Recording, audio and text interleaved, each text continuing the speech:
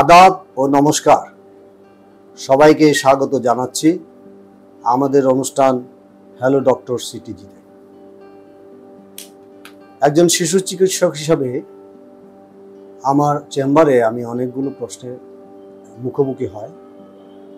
তার মধ্যে সবচেয়ে যেটা গুরুত্বপূর্ণ সেটা হচ্ছে নবজাতক শিশুর জন্য বিপজ্জনক লক্ষণগুলো কী কী।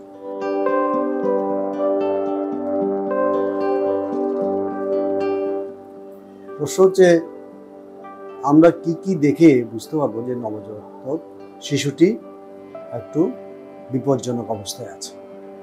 আমরা সাধারণভাবে জানি নবজাতকদের সবচেয়ে গুরুত্বপূর্ণ হচ্ছে যে রোগগুলো আছে সেগুলো হচ্ছে, এক নম্বর হচ্ছে নবজাতকের ইনফেকশন বা সংক্রমণ, দুই নম্বর হচ্ছে অপরিণত নবজাতক, তিন নম্বর হচ্ছে অল্প ওজনের শিশু,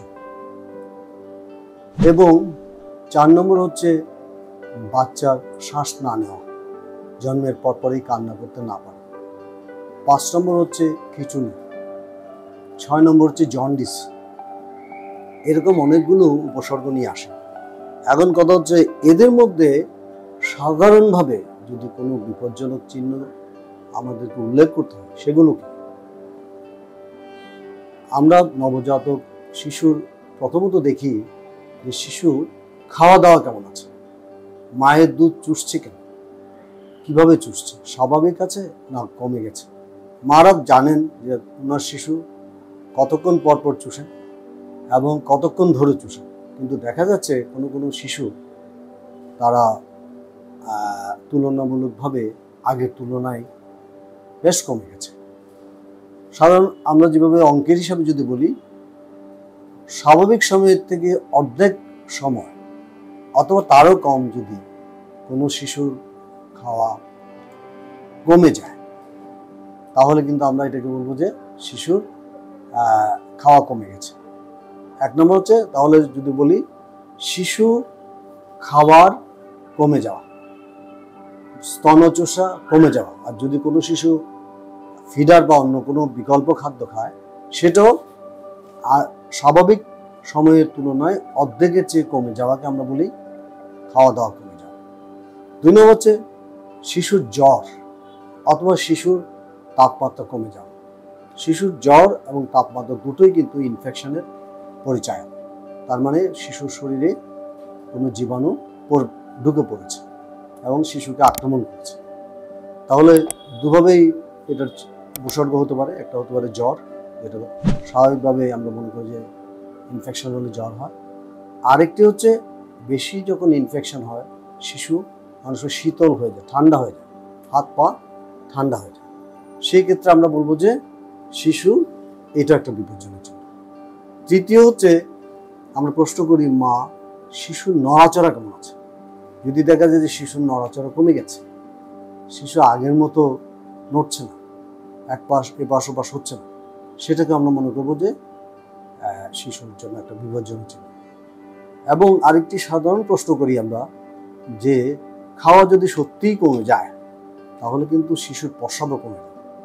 স্বাভাবিকভাবে একটা শিশু 24 ঘন্টায় কমপক্ষে 6 বার পেশাব করে, কিন্তু শিশুর যদি দেখা যায় যে প্রস্রাব 6 বারেরও কমে গেছে, তার মানে শিশুর মধ্যে পানি শূন্যতা হয়ে গেছে। পানি শূন্যতা হওয়ার কারণ কি? শিশু খাচ্ছে না। শিশু না খেলে পানি শিশু শরীরের পানি কমে যায়। তো সেই জন্য আমরা আমরা বলি যে আর কিছু চিহ্ন আছে, যেমন ধরুন শিশুর শ্বাসকষ্ট হচ্ছে, তার মানে সংক্রমণটা শিশুর বুকে বেশি হয়েছে, যার জন্য সে শ্বাস নিতে পারছে না, তার ফুসফুস জীবাণু দিয়ে ভরে গেছে। কিছু কিছু শিশুর আবার খিঁচুনি হয়, তার মানে তার মাথার পর্দা বা মস্তিষ্ক কোষে জীবাণু প্রবেশ করেছে। অথবা কোনো কোনো বাচ্চার পেট ফেঁপে যায়, তার মানে তার পেট বা আন্তরিক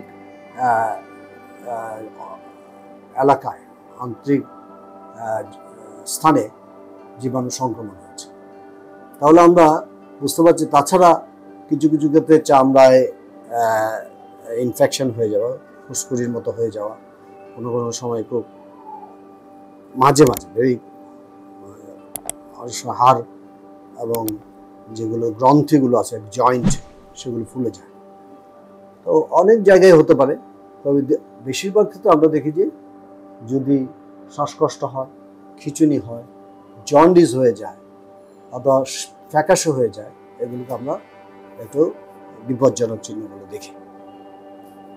সেকেন্ড প্রশ্ন হচ্ছে, দ্বিতীয় প্রশ্নটি যেটি আসে, কখন হাসপাতালে ভর্তি করতে হবে?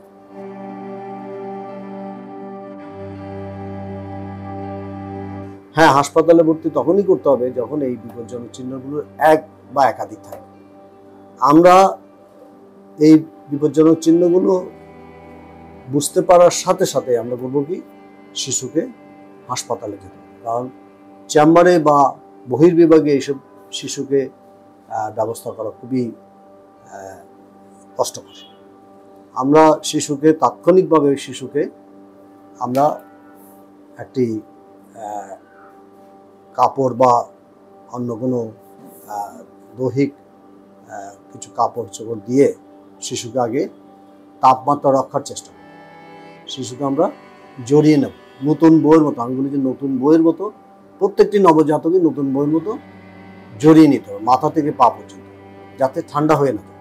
তারপরে একটা কথা বলা হয় যে বেশি ঝাঁপাঝাঁপি করবো না, যাতে ঘেমে আরও পানি শূন্যতা হয়।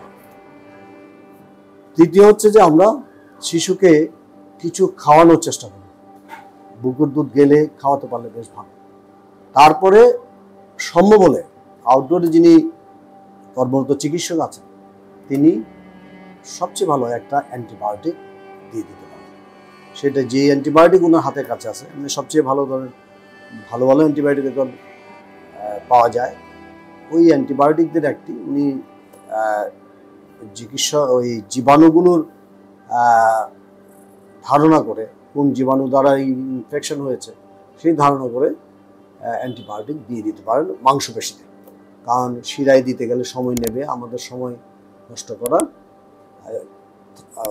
অবকাশ থাকে না। আমরা দ্রুত শিশুকে যে স্থানে সব ব্যবস্থা রয়েছে, শিশুকে শিরায় অ্যান্টিবায়োটিক দেওয়ার ব্যবস্থা রয়েছে, শিশুকে স্যালাইন দেওয়ার ব্যবস্থা রয়েছে, অক্সিজেন দেওয়ার ব্যবস্থা রয়েছে, খিঁচুনি হলে খিঁচুনির চিকিৎসা করার ব্যবস্থা আছে, যেখানে সামগ্রিকভাবে একটি ভর্তি হওয়া শিশুকে যেভাবে পরিচর্যা করতে হয় সেটা সম্পূর্ণভাবে যেখানে উপস্থিত, যেখানে বিদ্যমান, সেই জায়গাগুলোতে তাড়াতাড়ি যাওয়ার জন্য আমরা উদ্যোগ দেব এবং নিশ্চিত করব।